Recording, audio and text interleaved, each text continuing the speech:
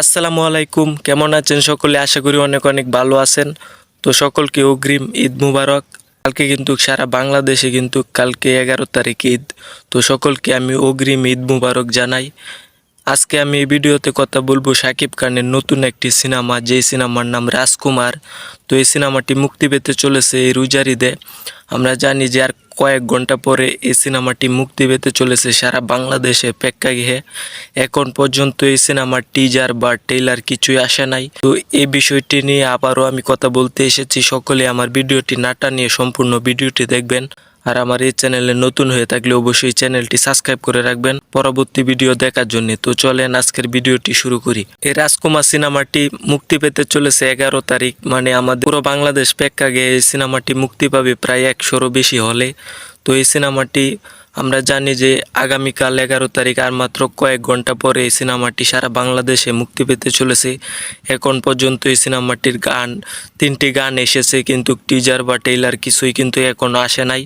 প্রতিটা সাকিবান কিন্তু সকলেই দেখতেছি কমেন্ট করতেছে যে রাজকুমার সিনেমার টিজার বা ট্রেলার এখন পর্যন্ত কেন আসে নাই। কিন্তু এই বিষয়ে কিন্তু আমরা অনেকটাই সতর্ক এবং অনেক কিছু এই বিষয়টা নিয়ে কিন্তু আমরা বারবার ভিডিও করতেছি। আমি এর আগেও একটি ভিডিও করছি। তো সকল ইউটিউবার কিন্তু আমি দেখতেছি ইতিমধ্যে এই বিষয়টা নিয়ে কিন্তু কথা বলতেছে। তো তাই আমি এই বিষয়টা নিয়ে কিছু কথা বলবো, কারণ একটি সিনেমার ক্ষেত্রে আমি বারবার বলি, একটি সিনেমার ক্ষেত্রে প্রচারণাটাই কিন্তু বড়। আমরা জানি যে রাজকুমার সিনেমার 3টা গান ইতিমধ্যেই মুক্তি পেয়েছে। 3টা গানের থেকে 2টা গান সবচেয়ে বেশি আলোচিত হয়েছে, আর একটি গান কিন্তু সমালোচনার মুখে পড়েছে। তো আমরা জানি যে ইতিমধ্যে কিন্তু রাজকুমার সিনেমার কোনো প্রচারণাই ভালোভাবে হয় নাই।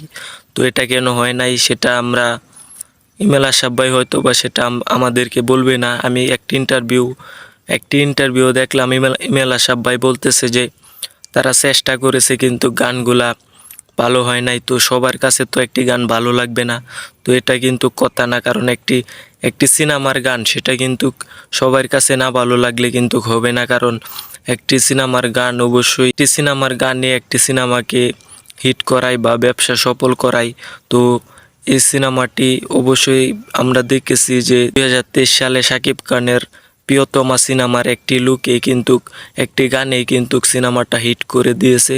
তো এটা মাথায় রেখে কিন্তু রাজকুমার সিনেমাটার গানগুলো কাজ করার কথা কথা ছিল, কিন্তু সেটা কিন্তু হলো না। কারণ ইতিমধ্যে এই রাজকুমার সিনেমার প্রতিটা গান নিয়ে সমালোচনা হয়েছে।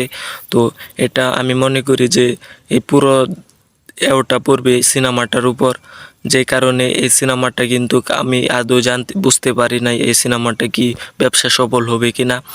ইতিমধ্যে ইমেল আশরাফ ভাই অনেক চাপাবাজি করেছেন এই সিনেমাটা নিয়ে। যে চাপাবাজিগুলো করেছেন একটাও ঠিক হলো না। এখন পর্যন্ত এই সিনেমার কোনো টিজার বা ট্রেলারই দিতে পারে নাই। তো এটা বলবো যে ইমেল আশরাফ ভাই পায়ে কিন্তু অনেকটাই বেইমানি করেছে সাকিবেনদের সাথে। একটি সিনেমার 1 মাস 2 মাস আগে থেকে আমরা দেখতেছি, অন্য সিনেমার 2-3 মাস আগে থেকে প্রচারণা শুরু হয়ে যায়, কিন্তু এই প্রিয়তমা সিনেমা কয়েক ঘন্টা পর মুক্তি পাবে, এখন পর্যন্ত গান মুক্তি পেল না। এখন পর্যন্ত কিন্তু সিনেমার টিজার বা ট্রেলার কিছুই মুক্তি পেল না। আমি বুঝতে পারলাম না এটা কি, মানে কি হইতেছে। তো আমি ইমেল আশরাফ ভাইয়ের উদ্দেশ্য বলবো আর কিছু, প্রতিটা ভিডিওতেই কিন্তু আমরা ইউটিউবাররা ইমেল আশরাফ ভাইকে বলি যে ভাই অনেক আগের থেকে বলতেছি যে এই সিনেমার টিজার কই ট্রেলার কই, কিন্তু তিনি কিন্তু কানে শুনতেছেন না।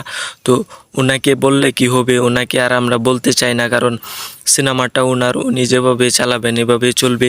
তো আমরা সাকিবানরা অবশ্যই শাকিব খানের সিনেমা দেখতে হবে, কারণ এটা আমাদের প্রিয় নায়ক শাকিব খানের সিনেমা। তো আমাদের কিছুই বলার নেই, একজন পরিচালক যেভাবে দিবে সেভাবেই দেখতে হবে। তো আমি বলবো যে ট্রেলারটা আজকে ছেড়ে দেওয়া উচিত, কারণ এই ট্রেলারটা যদি আরও 1 সপ্তাহ আগে ছাড়তো তাহলে হয়তো বা এই রাজকুমার সিনেমাটার হাইপ আরও বেশি বেড়ে যেত।